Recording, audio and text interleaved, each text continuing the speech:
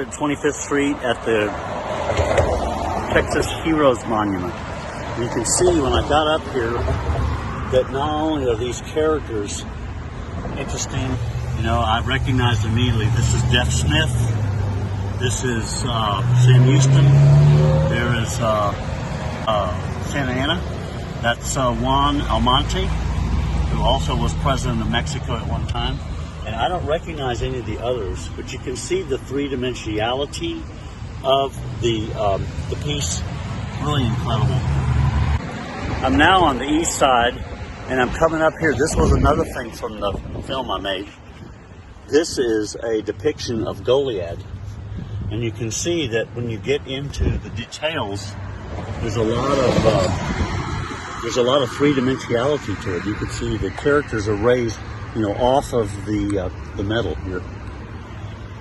Amazing to think that this actually survived the 1900 storm. It was dedicated in 1900 in April.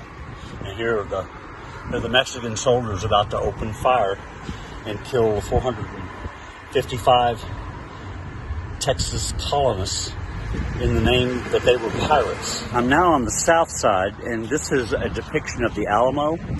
And you can see some of the things that I filmed.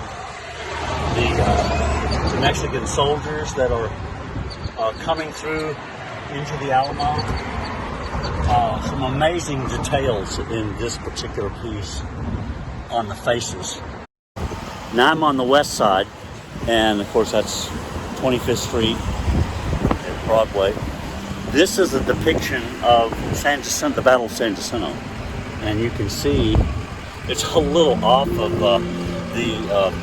what actually happened, because it was over in 18 minutes, and it makes it appear as though the Mexican army actually was able to actually put together a really strong defense.